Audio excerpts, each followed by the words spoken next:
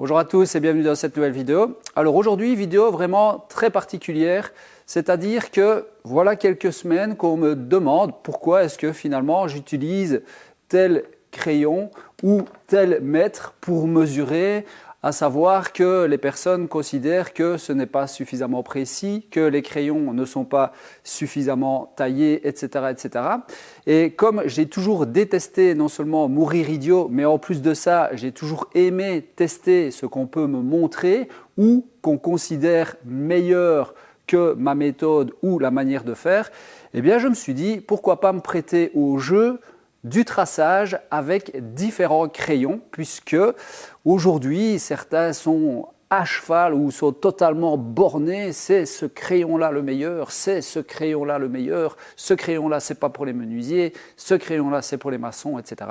Et je me suis dit, j'ai Ethan avec moi cette semaine, pourquoi pas prendre un peu de temps sur le côté pendant que lui est occupé à apprendre la menuiserie pour faire quelques tests assez amusants avec des crayons, mais dans des conditions réelles. C'est-à-dire que moi, je suis menuisier et donc je travaille aussi bien en atelier, je dessine aussi bien sur des feuilles de papier que sur chantier ou en extérieur quand je fais par exemple de l'ossature bois ou de la charpenterie.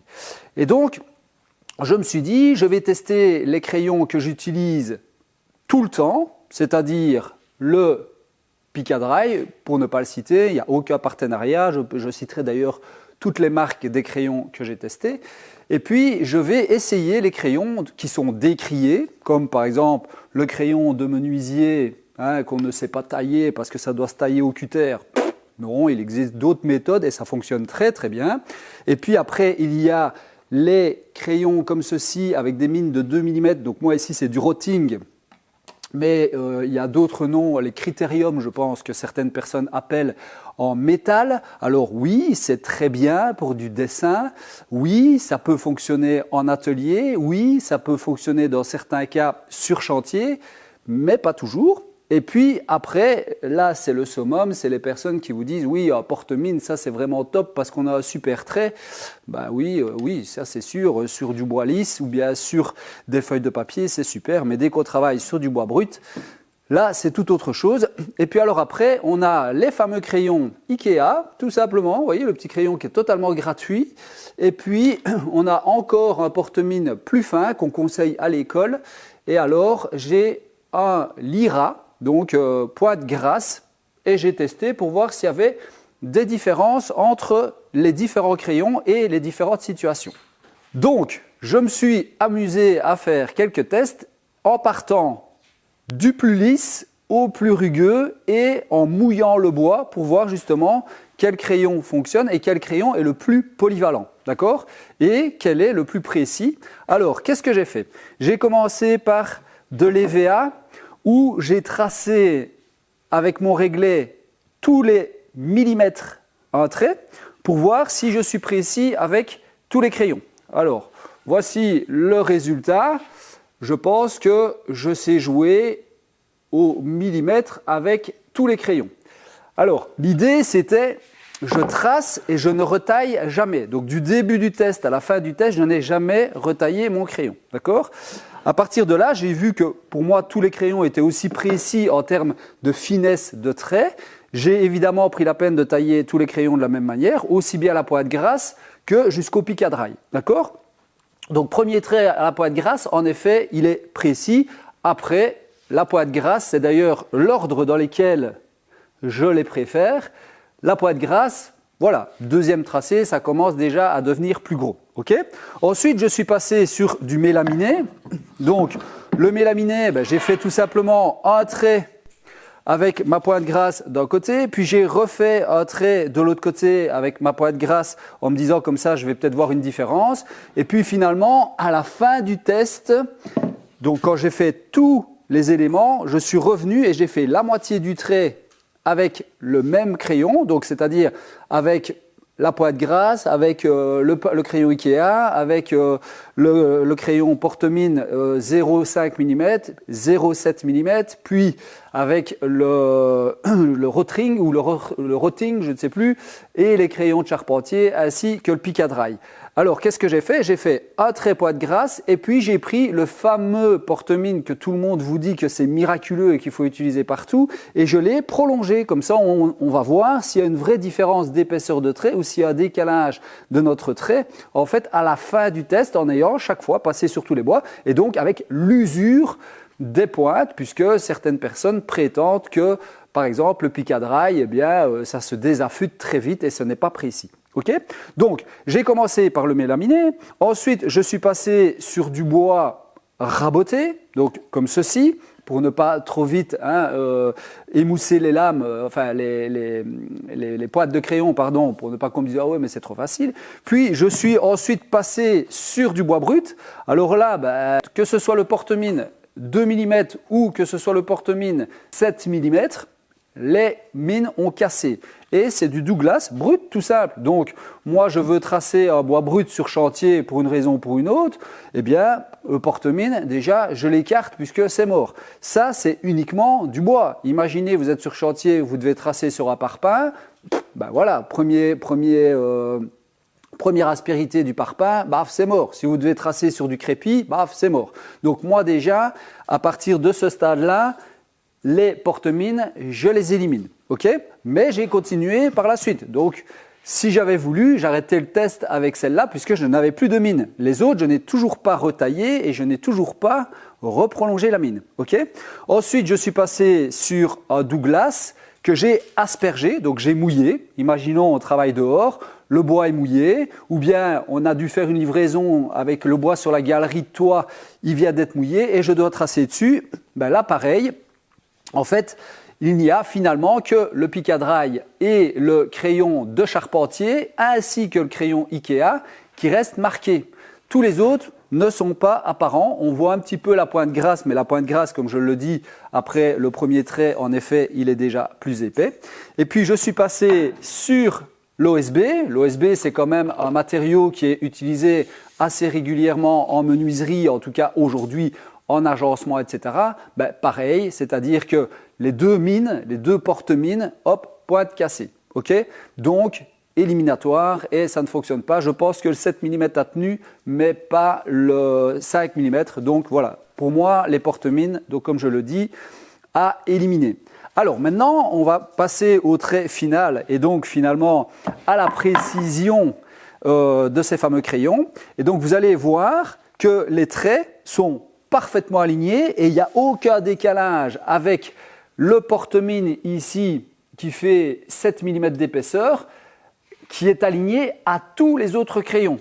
Il y a juste la pointe grasse où on voit bien le trait vert est clairement décalé du trait de crayon du porte-mine. Et donc là, on voit, ça veut tout simplement dire que le trait de crayon gras est beaucoup plus épais finalement que le porte-mine. Donc voilà. Alors finalement, résultat des courses, puisque j'aime bien faire ces fameux tests, je reste sur mon idée du pic à draille et je vais vous expliquer tout de suite pourquoi. Alors le pic à draille, ce qui est pratique, c'est que déjà c'est un crayon qui est relativement robuste. Ensuite, on sait échanger les mines quand on le souhaite et on en trouve un petit peu partout chez les revendeurs de matériaux. Il se clipse facilement sur votre pantalon ou n'importe où et le clips ici est très rigide.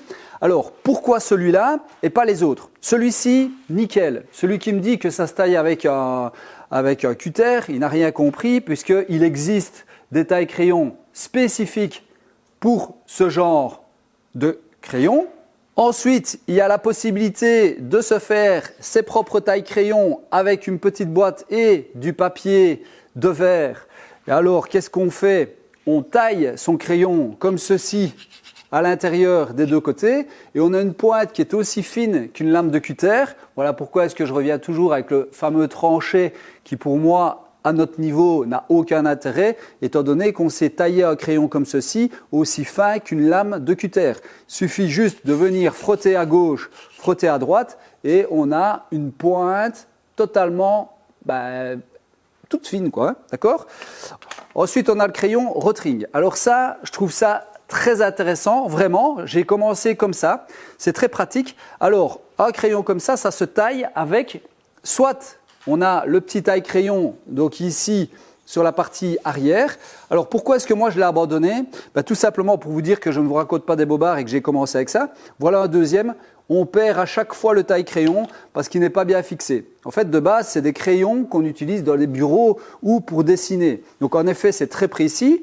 La mine fait 2 mm, preuve que je vous dis que j'ai encore des mines, j'ai encore des mines ici que j'ai achetées à l'époque parce que voilà, j'étais vraiment convaincu de ce système-là.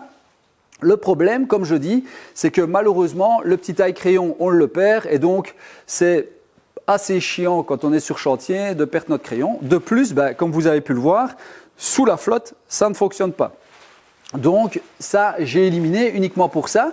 Mais par contre, en atelier, je trouve ce type de crayon vraiment génial parce que la mine est épaisse, elle est résistante, elle fonctionne bien. Mais comme pour tout, moi, là, je parle d'un point de vue personnel. Je ne vais pas avoir un crayon dans l'atelier, un crayon sur chantier, un crayon dans mon bureau, un crayon… Bon, voilà, j'essaie d'avoir un crayon pour tout et qui fonctionne dans toutes les situations. Donc l'idée, c'était de trouver un crayon le plus polyvalent et de me remettre en question par rapport à… Oui, en fait, c'est vrai que finalement, les autres crayons sont plus précis que celui que j'utilise puisque c'est un petit peu ce qu'on me faisait remarquer. Alors, pour tailler ce genre de crayon, c'est vraiment top.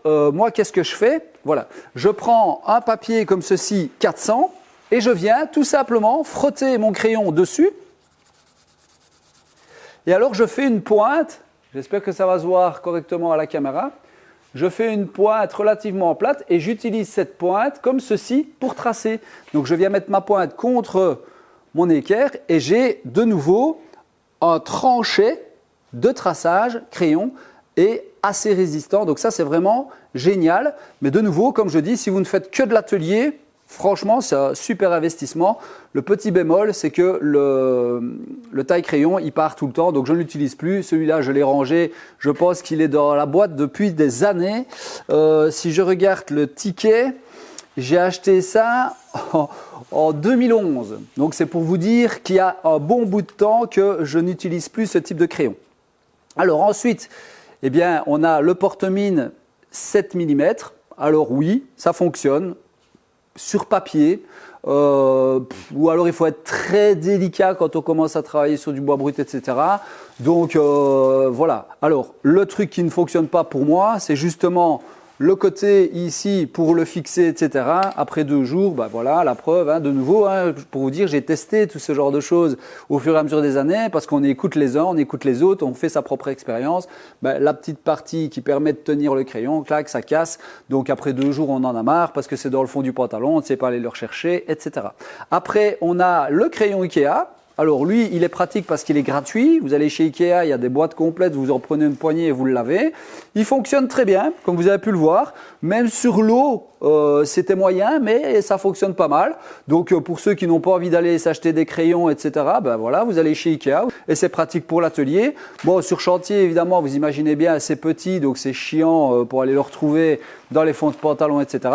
Mais en termes de précision, comme je dis, puisque l'argument principal des personnes qui nous disent « Oh, je comprends pas, ça c'est pas précis », si, en fait, c'est très précis et la pointe de crayon, après tous les tests, est toujours aussi fine. La question, c'est de savoir utiliser son crayon. On ne doit pas spécialement appuyer comme un broyeux quand on fait quelque chose. C'est toujours, oui, ça te fait rire, mais c'est vrai. C'est toujours le même principe, en fait. C'est comment vous utilisez vos outils. Donc, et puis, pour terminer, la pointe grasse, ça s'appelle une pointe grasse pas pour rien. Là, c'est plutôt pour du traçage de dégrossissage. Donc, par exemple, ici, je suis au débit, je vais écrire sur ma tranche, ça se voit. Ça, c'est très bien. Donc, c'est pratique à avoir quand on doit faire des marques de traçage qui ne doivent pas disparaître, quand on est au stade du corroyage, par exemple, ou du débitage. Donc, finalement, résultat des courses, moi, je vais vous le dire en toute franchise, tous les crayons fonctionnent parfaitement. Je dis bien tous et parfaitement. Il suffit juste de trouver, vous, celui qui vous convient et non pas juger la personne qui va plutôt travailler avec un Rotring, celui qui va travailler avec un crayon de charpentier, celui qui va travailler avec un Pica, celui qui va travailler avec un Critérium, qui va travailler avec ceci. En fait, peu importe le crayon que vous allez utiliser, il fonctionne. C'est la manière dont vous allez l'utiliser et dont vous allez le tailler qui va fonctionner ou pas. Un crayon comme ça, il est évident que si vous prenez un cutter et que vous essayez de le tailler, une fois sur deux, quand vous taillez, la mine qui est à l'intérieur casse, fatalement. Mais si vous utilisez ce type de taille-crayon qui est prévu pour ce type de crayon, regardez, ma mine, elle est nickel, elle est parfaite et elle ne casse pas. Mais j'ai pris de nouveau l'ustensile adapté à la taille de mon crayon. Et donc, c'est comme pour tout. Si vous utilisez les choses pour lesquelles il s'est prévu, eh bien, ça fonctionne. Donc, voilà. Je n'ai malheureusement pas de conclusion magnifique en vous disant il faut absolument utiliser ça ou il faut absolument utiliser ça. Comme je le dis et je le répète, chaque crayon fonctionne très bien selon votre situation et selon son utilisation. Je reste maintenant, d'un point de vue personnel, pour moi, les deux crayons les plus polyvalents, c'est le Picadry ou le Lyra, pour ne pas faire de concurrence à une marque ou l'autre, puisque c'est les deux mêmes. Le point négatif, c'est qu'avec le temps, quand on travaille beaucoup en extérieur, la mine a tendance à avoir du mal à redescendre parce qu'il y a une genre de papouille qui se fait entre le carbone mouillé et la poussière de carbone. Et donc, après un certain temps, c'est vrai qu'on a du mal à faire sortir la mine. Voilà, ça c'est le point négatif. Ensuite, on a là, le crayon de charpentier. Donc là, point négatif, de nouveau, c'est pas pratique à ranger, etc. dans son pantalon. Mais par contre, ça fonctionne très très bien si on utilise le taille-crayon adapté. C'est vraiment nickel. Donc que ce soit un taille-crayon comme ceci ou une petite boîte à tailler que l'on fabrique soi-même. Alors celui-ci, ben voilà, comme je disais, avantage, inconvénient. L'avantage, c'est que vous allez avoir un trait toujours nickel, la mine est résistante, vous avez, comme les autres, la possibilité d'agrandir votre mine, donc avec la petite pointe ici, qui est à l'intérieur et c'est une pince qui s'écarte, donc c'est vraiment super. La mine fait 2 mm, donc elle est résistante. Point négatif, c'est que le petit taille-crayon, il a tendance à se boucher très vite et malheureusement, il ne tient pas bien en bout, donc on le perd, donc c'est toujours embêtant. Après, comme je vous disais, pour le tailler, quelque chose d'assez simple, c'est un papier de verre, 400, et puis vous faites votre mine, donc c'est super. Le seul petit bémol de nouveau, c'est que sur chantier, on n'a pas toujours des papiers de verre avec nous pour tailler notre crayon. Donc voilà pourquoi est-ce que celui-là, je ne le retiens pas, entre guillemets, personnellement, mais sinon c'est un crayon qui est nickel. Alors ceux-ci, donc les porte-mines comme ceci, moi je les élimine directement. Mis à part mettre dans un plumier et travailler dans le bureau pour faire du dessin technique, pour moi c'est trop léger, les mines cassent, ça casse à tout va, donc ça ne fonctionne pas. Alors ça nous énerve et puis on perd de l'énergie à s'énerver pour rien. Et puis donc de nouveau le crayon Ikea qui fonctionnera très bien, mais qui de nouveau n'est pas pratique pour aller sur chantier. Donc voilà, vous avez un petit peu entre guillemets les avantages et les inconvénients des uns et des autres. Maintenant à vous de faire votre choix et non pas d'écouter simplement ou bêtement ce que les uns et les autres vous disent, celui qui vous convient. Non, c'est pas moi ni un tel ou un tel à vous dire le crayon qui convient. C'est à vous de faire votre propre expérience et de considérer que tel ou tel crayon vous convient justement en fonction de votre situation. Voilà, je vous souhaite à tous une bonne soirée et puis je vous dis à bientôt pour de nouvelles aventures. Salut, salut!